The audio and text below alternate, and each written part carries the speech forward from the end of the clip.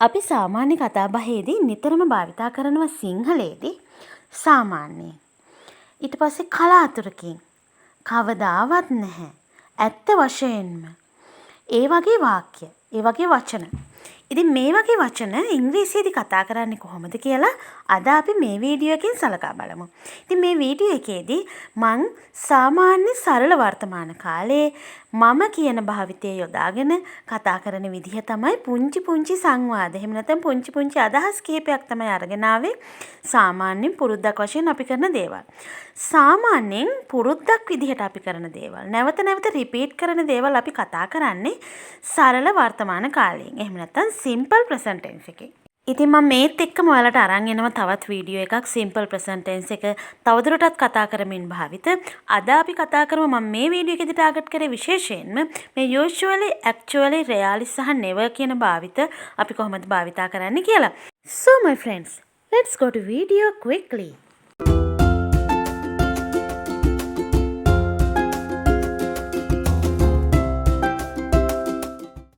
දැන් මේ කතාව කාර්යබහුල ගෘහණියක්. සාමාන්‍යයෙන් කියන කතාවක්. කාර්යබහුල ගෘහණියක් සාමාන්‍යයෙන් කියන කතාවක්. බලමු මොකද්ද කියලා. ඇත්තෙන්ම මට වැඩි වෙලාවක් නැහැ.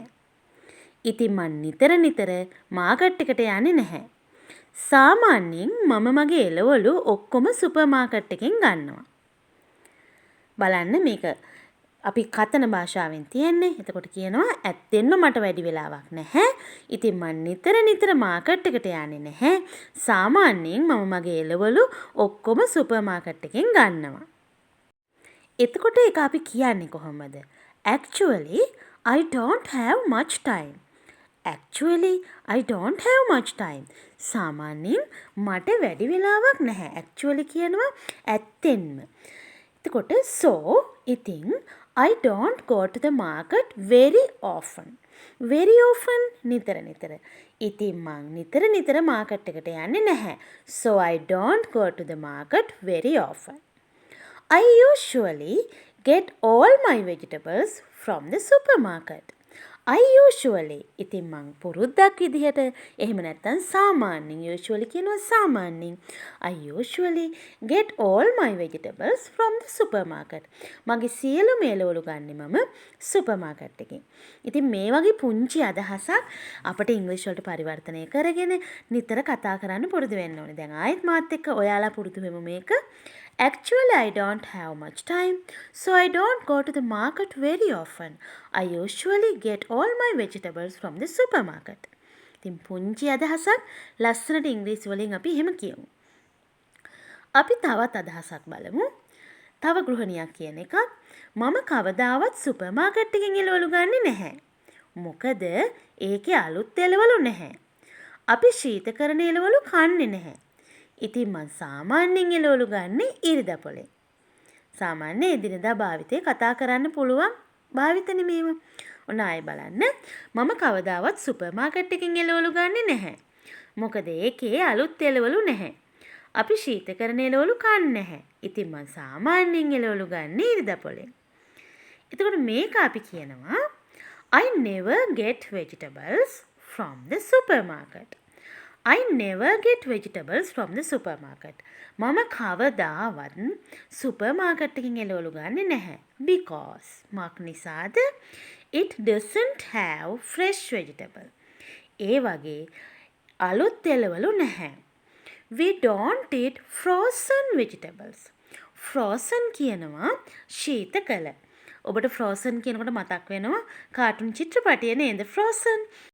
Frozen කියනවා සාමාන්‍යයෙන් ශීතකල කියන එක. එතකොට we don't eat frozen vegetables. ශීතකල එළවලු අපි ආහාරයට ගන්නේ නැහැ. So ඉතින් I usually ඉතින් මං සාමාන්‍යයෙන් get vegetables at the Sunday fair. ඉතින් මං සාමාන්‍යයෙන් එළවලු ගන්නේ Sunday fair ඉරිදා පොලෙන්. ඉතින් මේ වාක්‍ය සියල්ලම මම කියලා සාමාන්‍ය සරල වර්තමාන කාලයෙන් තමයි මං අරන් ඇවිල්ලා තියෙන්නේ. ඒ කියන්නේ සාමාන්‍යයෙන් නිරන්තරයෙන් පුරුද්දක් විදිහට අපි කියන කරන දේවල් ගැන මම භාවිතයෙන් කතා කරන විදිහ තමයි මේ පුංචි අදහස් වලින් මම ඔයාලට අරන් ඇවිල්ලා තියෙන්නේ. ඉතින් අපි තව වීඩියෝ එකකින් කතා කරමු.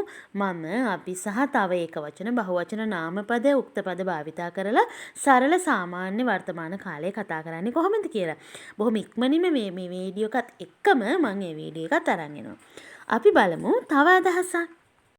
එතකොට මෙතනදි කියනවා මම සමහර වෙලාවට පාරේ ඉන්න වෙලෙන්දුන්ගෙන් එළවලු ගන්නවා.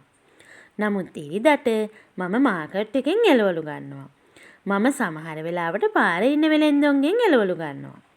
නමුත් ඉරිදට මම මාකට් එකෙන් එළවලු ගන්නවා.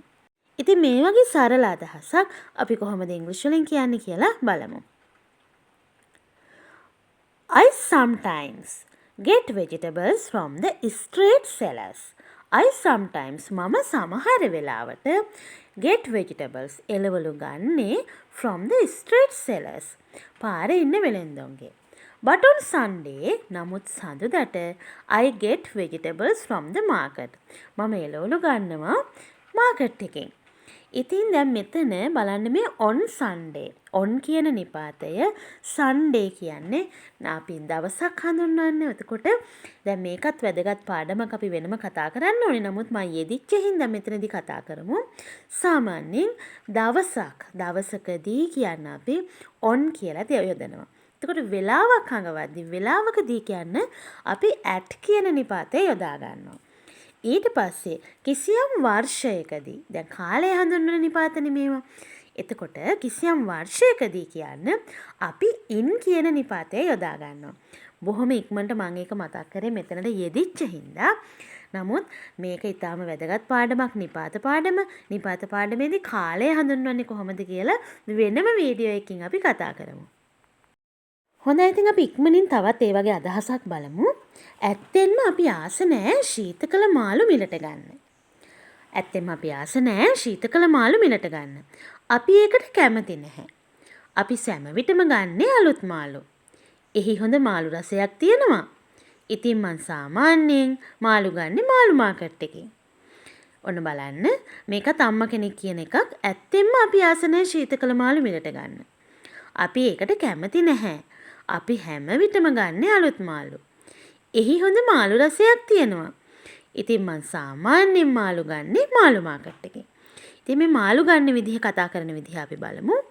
ඇත්තෙන්ම actually we don't buy frozen fish. We don't buy frozen fish. Frozen කියන්නේ ශීතකල කියන එක අපි ඉස්සෙල්ලා කතා කරා. එතකොට කියනවා ඇත්තෙන්ම අපි ශීතකල මාළු මිලට ගන්නේ නැහැ.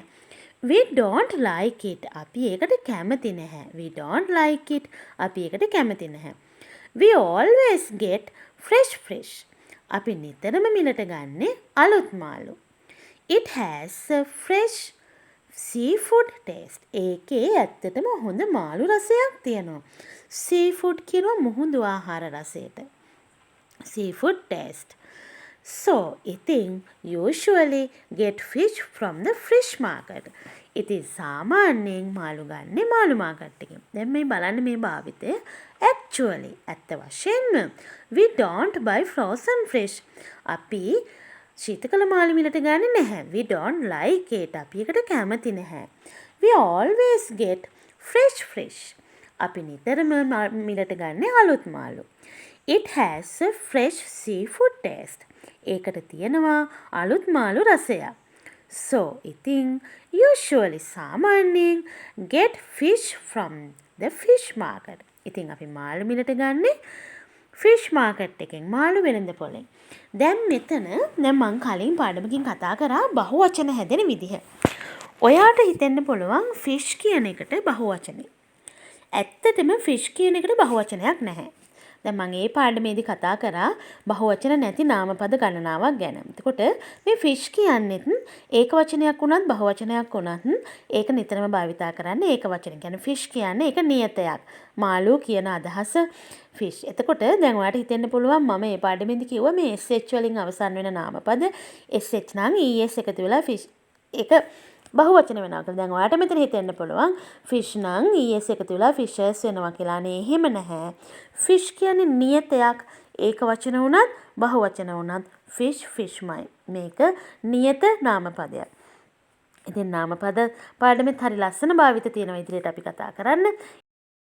ඉතින් අද වීඩියෝ එකේ අපි කතා කරේ සරල වර්තමාන කාලයේ මම සාමාන්‍යයෙන් කරන දේවල් ගැන උදාහරණ වාක්‍ය කිහිපයක්. උදාහරණ සිතුවිලි කිහිපයක්. ඉතින් මේ වීඩියෝ එකෙත් මම හිතනවා ඔයාලා ගොඩක් දේවල් ඉගෙන ගන්න ඇති කියලා. සෝ ඉතින් යෝකි හැමදාම කැමතියි ඔයාලගේ කමෙන්ට් කියවන්න. මොකද යෝකි channel එක ගොඩාක් ඔයාලගේ කමෙන්ට් මත යැපෙනවා.